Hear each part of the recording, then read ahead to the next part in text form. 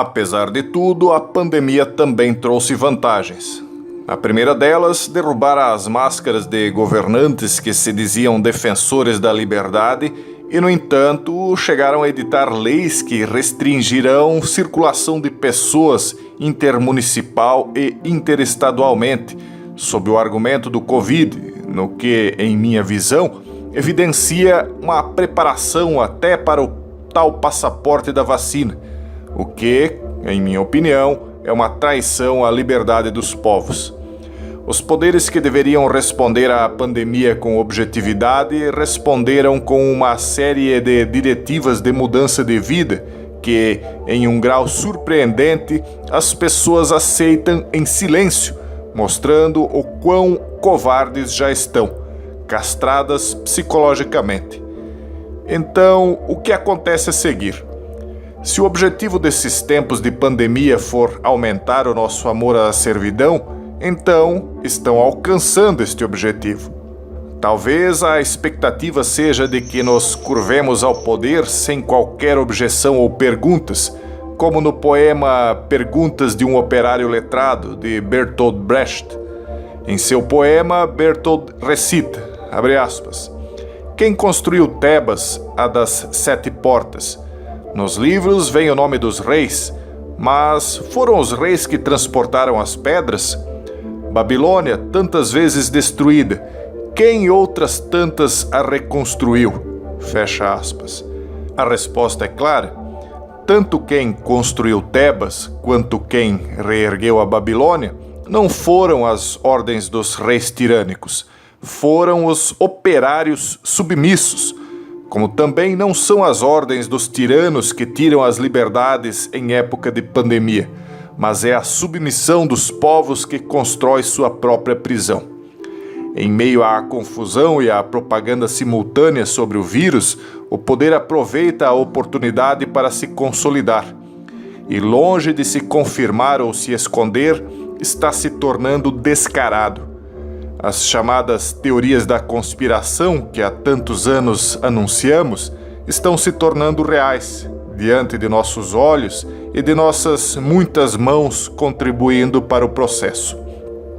Na verdade, à medida que gradualmente adotamos um senso coletivo de derrota, parecemos estar nos aproximando dos mundos distópicos descritos em obras como 1984 ou Fahrenheit 451.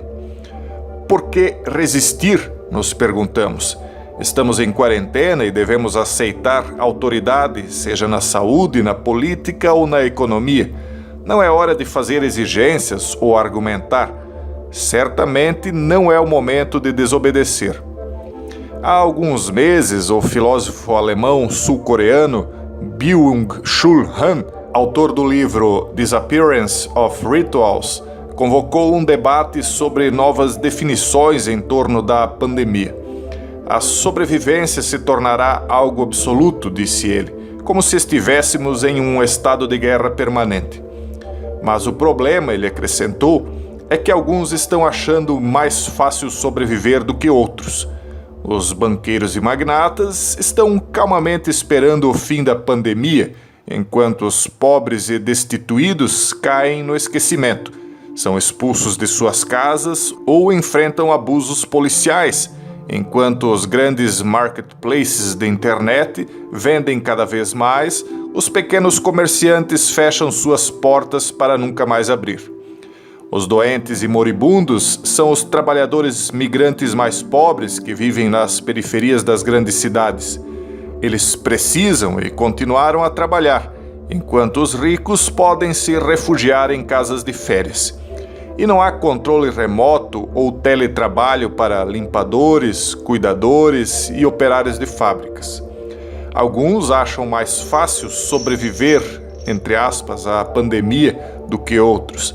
Basta olhar à nossa volta nas ruas de nossas capitais, seja em São Paulo, Rio de Janeiro ou Florianópolis, para ver aqueles vendendo doces nas sinaleiras ou o motoboy de aplicativo que passa voando pelas ruas, mantendo contato diário, aliás, com dezenas de pessoas que, se contaminadas de fato, transmitiriam o vírus entre si através do próprio entregador. Tudo um grande faz de conta, uma grande palhaçada. A pandemia também promoverá a vigilância biopolítica. Haverá um acompanhamento permanente da saúde, mas também das atitudes e comportamentos. As pessoas começarão a parecer contagiosas, não com o vírus, mas por causa de sua conduta anárquica e indisciplinada. É outro organizador dos dedos duros do Estado em formação? De governantes traidores, passaremos a ter vizinhos traidores também? Professores de nossos filhos futuramente chamarão algum tipo de polícia da saúde para invadir nossas casas por conta de um filho com febre? É isto que a manutenção de sua omissão em não cobrar o fim deste circo de horrores está plantando. O Estado, em todos os países do mundo, ansioso por promover o medo, tornará tudo aceitável. Escassez, privatizações aceleradas, salários péssimos, esmolas assistenciais que com o tempo minguarão cada vez mais. A privação se tornará o benefício universal generosamente medido para uma população escravizada por ser covarde. Parece um pesadelo, sim, mas pode não estar muito longe, supondo que ainda haja possibilidade de se reverter tudo isto. Byung-Chul Han diz que, pelo bem da sobrevivência, as pessoas irão, abre aspas, sacrificar voluntariamente tudo o que faz a vida valer a pena, sociabilidade, o senso de comunidade e proximidade, fecha aspas. À medida que a pandemia aumenta e o discurso de segurança em primeiro lugar dá poder aos funcionários que o pronunciam, podemos gradualmente aceitar a restrição e violação dos direitos básicos. A história da higiene tende a favorecer controles e supervisão extremos, câmeras, sistemas de segregação. Para aqueles com poder, canalizar o pânico traz benefícios, especialmente se feito com as ferramentas sutis de propaganda, notícias e quase sempre fake news, métodos coercitivos que transcendem o reino da saúde. O poder permanece inalterado, se enfeita e se intensifica à medida que as pessoas se expõem porque precisam trabalhar ou morrer de fome. O romancista Aldous Huxley acreditava que o totalitarismo seria eficiente quando seus súditos passassem a amar sua servidão. A pandemia é uma oportunidade única de realizar esse sonho monstruoso e o poder sabe disso. Não sejamos tolos. Pense bem, se para eles importa se milhares morrem desta praga. O objetivo é dar a impressão de que as autoridades fizeram a coisa certa e cada escravo acaba torcendo por sua torpe autoridade favorita, enquanto o escravo cegamente não faz nada para recuperar sua vida e sua liberdade. Apesar das passagens diárias das autoridades nas telas da televisão, o poder foi incapaz de esconder o que a pandemia revelou com suas injustiças vergonhosas e governantes insensíveis. Os necessitados estão sobrevivendo apesar de tudo. Eles sabem que a pandemia não dura para sempre e, com o tempo, voltarão às ruas para dizer não e gritar suas justas exigências. Esta praga aprofundou o fosso social e mostrou os flagelos de um sistema que é desumano e que um dia deve desaparecer. Por ora, quem está tentando salvar a sua vida, na verdade, a está perdendo.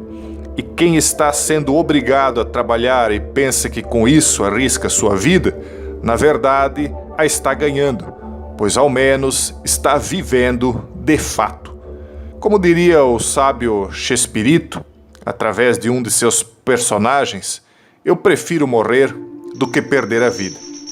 Não esqueça de se inscrever no canal e lembre de visitar o empóriodoperegrino.com.br. Um forte abraço e até o próximo vídeo, se Deus quiser. Você está cercado, Chaves. É melhor que se renda. Eu prefiro morrer do que perder a vida. Eu prefiro morrer.